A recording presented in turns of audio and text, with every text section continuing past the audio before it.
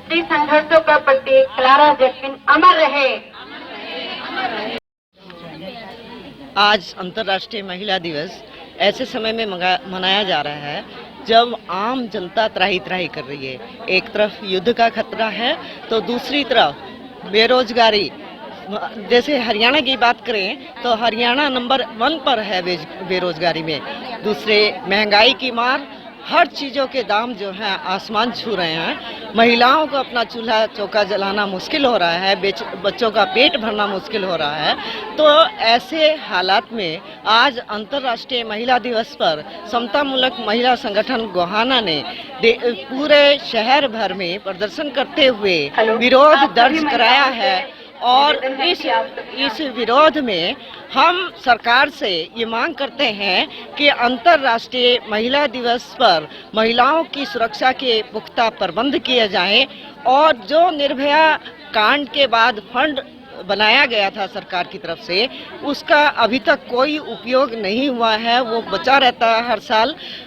हमारी मांग है कि जस्टिस वर्मा आयोग की सिफारिशें लागू की जाएं और ब्लॉक स्तर पर महिलाओं की सुरक्षा के लिए वन स्टॉप सेंटर्स जो हैं बनाए जाए, जिससे सभी पीड़ित महिलाएं, ऐसी महिलाएं जिनके साथ अनाचार, दुराचार, अत्याचार होता है, बलात्कार होता है, गैंग रेप जैसी घटनाएं होती हैं, वो अपना दुख दर्द in one stop crisis centre पर जाकर के अपना दर्द कह सकें। और अवांछित रूप से इधर उधर धक्के खाती हुई महिलाएं कभी पुलिस स्टेशन जाती है, कभी चिकित्सा अधिकारी के जाती है, इससे बच सके। तो हमारी मांग है कि सरकार को जल्दी से जल्दी ऐसे सेंटर्स जो हैं ब्लॉक साइबर क्राइम भी हो रहे हैं आजकल, महिलाओं के साथ में कुछ फोन कॉल जाती हैं, उसके बाद में उनके अकाउंट से पैसे निकल जाते हैं, उसके लिए आप क्या कहना चाहेंगे? लगातार यौन हिंसाएं बढ़ रही हैं और इसके लिए जो है आप एक तरफ देखिए कि महिलाएं एक से एक भयंकर कांड का शिकार हो रही हैं और दूसरी तरफ कुलदीप सेंगर जैसे लोग या और राजनीतिक लोग जिनको इस सह दी जा रही है। यहाँ तक कि काठवा कांड में देखा गया कि मंत्री खुद जो है रेपिस्टों के पक्ष में वहाँ रैलियां कर रहे थे। तो ये मानसिकता बदलनी होगी, पुरुषों को बदलनी होगी और हमारी सरकार को ये सोच के लिए बाध्य होना पड़ेगा कि महिलाओं के पुख्ता प्रबंध करने के लिए उनके अपने मंत्री हों, अपने चहेते हों, अफसर हों, कोई भी हो, उनको कड़ी से कड़ी सजा दी जाए और निष्पक्ष जांच होनी चाहिए।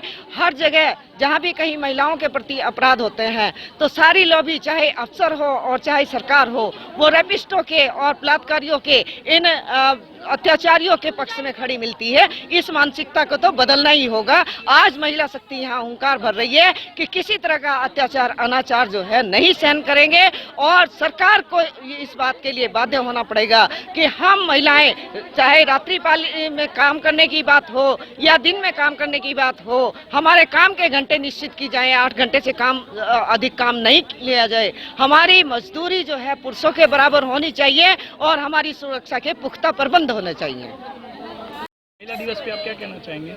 अंतर्राष्ट्रीय महिला दिवस पर मेरा मानना है कि जो लड़ाई क्लारा जैटकिन ने 100 साल पहले, 100 से भी ज़्यादा साल पहले शुरू की थी, वो लड़ाई आज भी अधूरी है। उस लड़ाई के लिए हमें आज भी आगे बढ़ना है क्योंकि हम देखते हैं कि महिलाओं के प्रति अत्याचार, दुराचार रुकने के बजाय बढ़ते ही जा रहे हैं। तो इस अंतर्राष्ट्रीय महिला दिवस पर हमें ये अहद लेना चाहिए कि महिलाओं के प्रति, लड़कियों के प्रति जो हमारी ड्यूटी बनती है और जिस तरीके से हम समाज को संभाल सकते हैं, जिस तरफ ये गर्त में जा रहा है, उससे रोकने के लिए हम महिलाओं को एकजुट होना होगा, लड़कियों को, महिलाओं को एक दूसरे का सपोर्ट बनना होगा और किसी भी अन्याय को अस्वीकार करना होगा।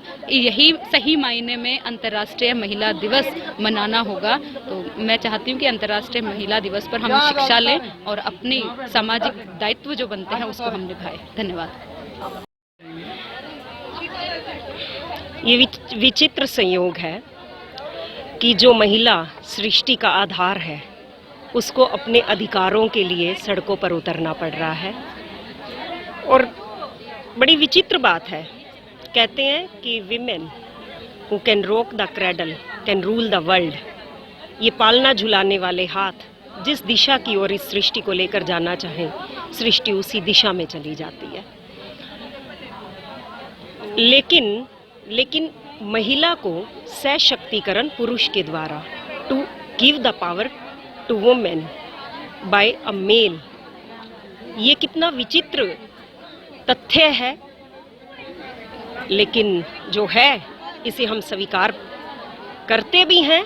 लेकिन अपने अधिकारों की रक्षा के लिए हम सड़कों पर उतरना पड़ा तो सड़कों पर भी उतरते हैं, और अपने अधिकारों को प्राप्त करने के बाद हम निश्चित रूप से एक ऐसे समाज की कल्पना करते हैं जो पुरुष प्रधान समाज या स्त्री प्रधान समाज ना हो, जिसमें किसी की भी प्रधानता ना हो, जो सामंजस्य बनाकर बिना किसी तुलना के संपूर्णता की ओर बढ़े, जिसमें हम दोनों अपने अपने गुणों को पहचाने और अपने गुणों के आधार पर इस धरती को स्वर्ग की तरह बना दें।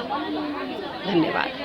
और महिला उत्थान के लिए आप लोग क्या कुछ ऐसी संस्था बना रहे हैं क्या, जिसमें इनको कुछ वक्त मिल सके, जिससे इनका कुछ उत्थान हो सके, इनको कुछ एक्सपेंसेस मिल सके, उसमें से कुछ इनको आमदन हो? निश्चित रूप से ऐसी संस्थाओं की आवश्यकता है जहां पर महिला अपने मन की बात कम से कम अवश्य कर सके, जहां उसको आर्थिक, अगर सपोर्ट चाहिए तो आर्थिक सपोर्ट भी मिल सके, और इमोशनल सपोर्ट चाहिए तो इमोशनल सपोर्ट भी मिल सके।